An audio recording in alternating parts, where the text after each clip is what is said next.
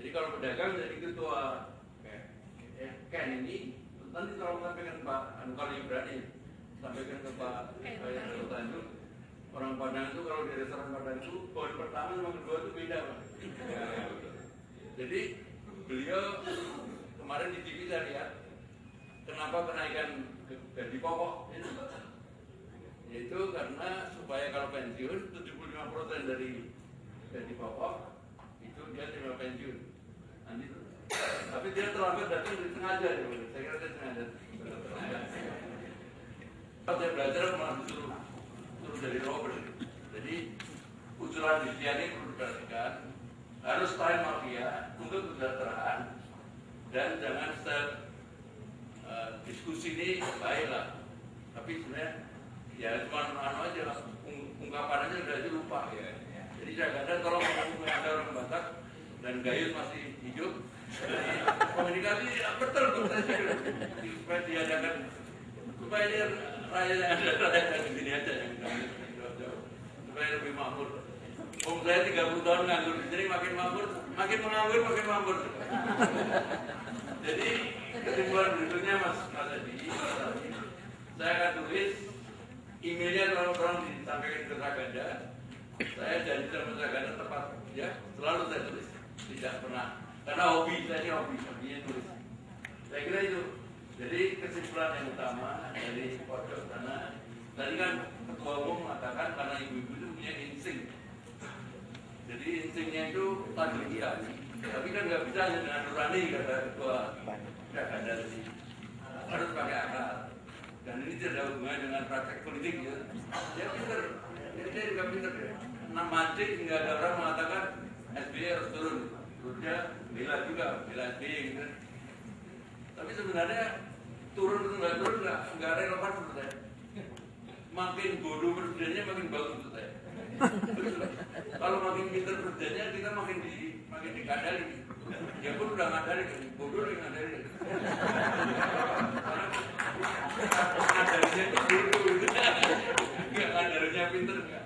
Jadi saya kira tekanan dari yang hadir di sini untuk operasi konkret adalah mafia style. Dan sekarang di dunia ini G8 atau G20 itu semua bergaul sama back office. Back office itu adalah laundry dan mafia. Saya kira itu kesimpulan yang utama. Daripada kita berdiskusi diskusi nggak ada gunanya. Itu mafia. Lawyer kita itu sudah saya suruh nagih orang Aceh. Karena orang Aceh itu ngikutin pakai kalkulator. Dia percaya. Saya kira itu Pak. Jadi Mas Adi, I try my best, right? In English dan selesai.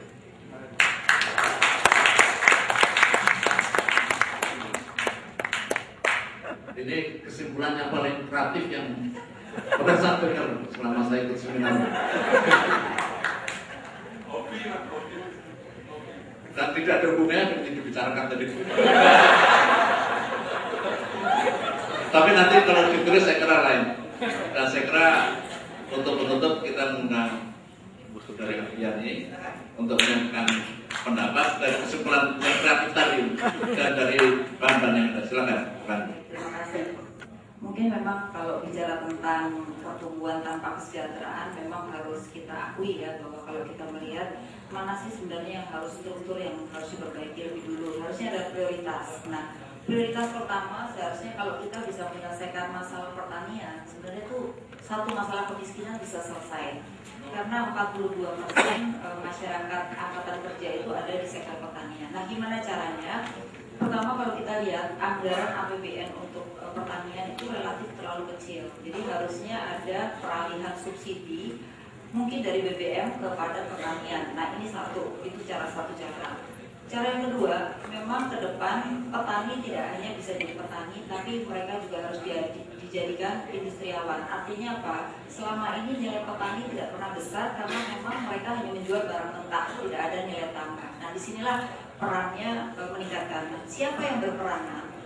Menurut saya adalah bukan hanya pusat, tetapi pemerintah daerah. Nah, di dalam pemerintah daerah, institusi paling kecil itu yang kita lupakan selama ini.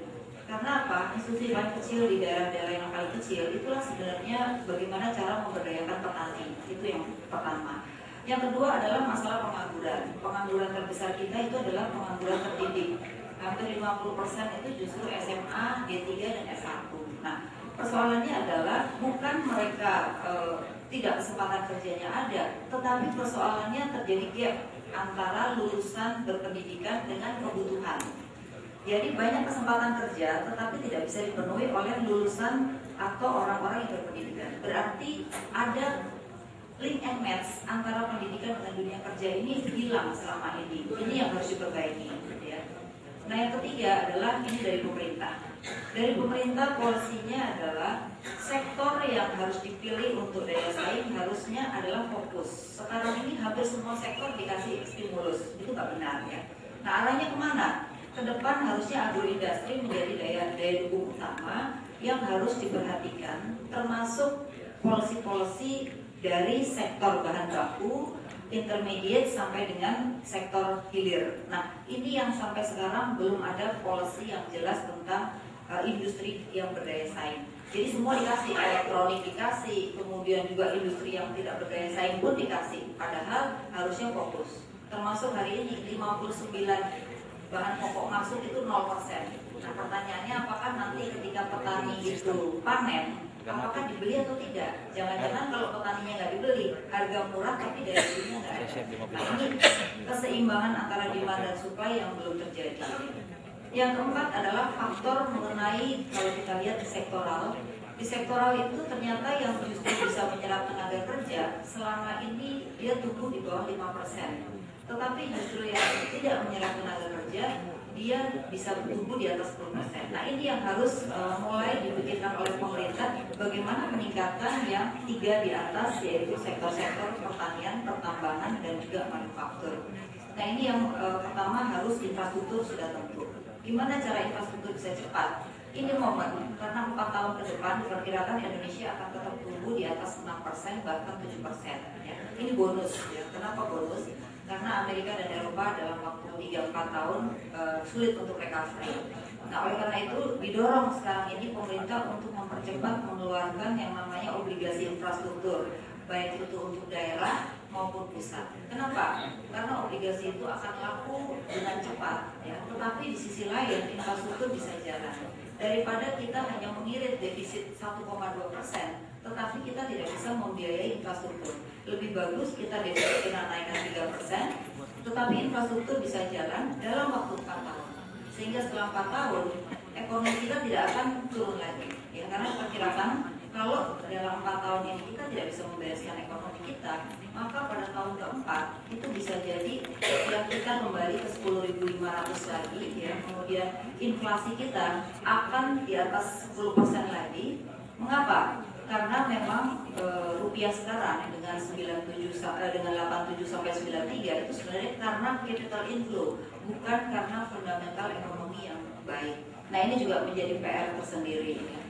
Kemudian yang berikutnya lagi adalah capital control itu harus dilakukan. Thailand, Korea sudah melakukan capital control, tetapi hanya Indonesia yang tetap berani dengan tidak capital control. Apa akibatnya? Akibatnya nilai tukar kita, fluktuasinya atau peletarannya terlalu tinggi, mengakibatkan orang tidak mau membuat industri di Indonesia karena tidak ada daya saing, mata uangnya tidak jelas. Ya. Kenapa ada currency war di China? Karena China ingin membuat satu mata uang yang memang stabil, ya, sehingga dia bisa mengukur tingkat ekspor dia bisa mengukur bagaimana masyarakat tidak bisa di PHK. Karena apa? Kalau China sekarang membiarkan mata uang yang kuat, sebentar lagi dia akan seperti Mesir, ya, banyak PHK, maka orang melakukan demonstrasi untuk melakukan demokrasi. Nah itu yang tidak diinginkan oleh China, sehingga dia tetap bertahan dengan currency war sampai hari ini. Nah oleh karena itu kita harus mendorong sebenarnya salah satunya adalah kontrol devisa. Karena dengan kontrol devisa maka industri akan mulai berjalan karena nilai mata uang kita juga bisa diukur. Di satu sisi pasar modal kita bisa kita rem. Sekarang kita tidak bisa mengenai pasar modal itu karena devisa bebas. China sekarang sudah mengalami penurunan yang drastis di pasar modal. Tapi buat China mengatakan nggak masalah pasar modalnya turun yang penting tetap sektor industrinya bergerak. Nah ini yang harus kita lakukan, karena apapun yang kita tuntut dari pemerintah, apabila undang-undang ini tidak direvisi, kita tidak akan mungkin bisa mengalami satu perbaikan.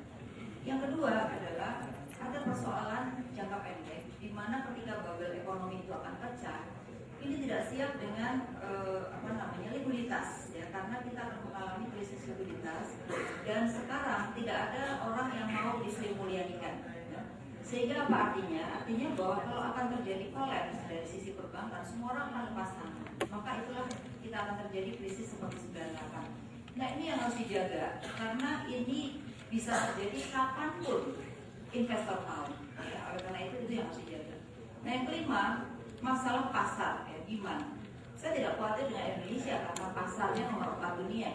Maka dari sisi demand sebenarnya, walaupun memang ada kemiskinan, tapi demand nomor 4 itu termasuk yang diincar oleh semua negara. Semua negara malah sekarang ingin masuk ke Indonesia, mendekati pasar dan mendekati bahan baku. Nah oleh karena itu kenapa nggak kita garap sendiri daripada negara lain yang justru menggarap pasar kita di dalam negeri. Jadi kalau saya sih ya masih lebih optimis dari Pak Hartoyo ya, karena kalau kita nggak optimis siapa lagi gitu. Jadi sebenarnya yang ada di ruangan ini minimal optimis, itu pasti wilayahnya akan terjadi suatu gerakan-gerakan untuk optimis ya. Dibandingkan kalau kita hanya protes ya, kemudian kita hanya pesimis, kita nggak berbuat apa-apa. Jadi menurut saya beda antara di seminar ini dengan di lapangan. Ya, di lapangan itu ternyata juga tidak seburuk apa yang kita pikirkan yang ada di sini, karena banyak juga hal-hal yang masih baik. Hanya secara nasional kita perlu memperbaiki untuk apa? Masa depan kita sendiri. Mengapa? Ini terakhir. Karena kalau kita tidak bisa perbaiki, maka inflasi itu akan terus menjala dari tahun ke tahun. Maka orang miskin nggak usah dimiskinkan, dia tiap tahun akan miskin dengan sendirinya. Karena apa? Daya beli orang, kalau rata-rata inflasi 8% aja, ya Bapak Ibu ya, kita nggak naik gaji 8%, sebenarnya daya beli kita sudah turun 8%. Nah bayangkan, perusahaan kan nggak mungkin tiap tahun dia naikin gaji, otomatis dia sudah menurun daya beli. Apalagi orang miskin, mendekati miskin, dia begitu 1 tahun inflasinya 8%, dia langsung miskin dengan sendirinya. Nah ini PR terbesar kita adalah menjaga inflasi ya, kemudian juga menjaga nilai tukar. Oleh karena itu berbagai undang-undang memang tugas DPR untuk menginisiasi, diperbaiki, sehingga baru kita bisa kesejahteraan itu bisa dicapai. Jadi kita jangan hanya terpaku pada angka, tetapi bahwa kualitas daripada pertumbuhan itu sendiri, kualitas daripada GDP itu sendiri yang perlu kita pertimbangkan. Karena selama ini 68% itu hanya konsumsi masyarakat saja yang mendominasi daripada GDP dibandingkan dengan investasi di sektor real ya. Nah itu tadi, di dalam komite ekonomi ini mungkin perlu saya sampaikan rekomendasi yang sebenarnya kita sudah berikan pada pemerintah nantinya, dan sekarang sudah sebagian, itu adalah justru bagaimana sebenarnya kekayaan negara itu tidak hanya dari APBN, tetapi misalnya Newmont ya, kemudian apapun Chevron yang kita sewakan pada asing itu sebenarnya kan tanahnya punya negara, ya kan? Ketika dikembalikan itu adalah bagian aset daripada negara. Jadi kalau aset-aset itu dimasukkan kepada neraca negara, sebenarnya leverage daripada negara itu sangat tinggi untuk membiayai pembangunan. Nah ini yang belum banyak dilakukan, dan bukan dalam arti negatif, tapi justru dalam arti positif untuk pembangunan negara ke depan. Kalau tidak, menurut saya tidak akan pernah kita bisa membangun. Itu yang pertama. Yang kedua, pangan dan energi. Pangan dan energi itu di dalam komite ekonomi juga disarankan. Pangan memang ke depan mau tidak mau itu adalah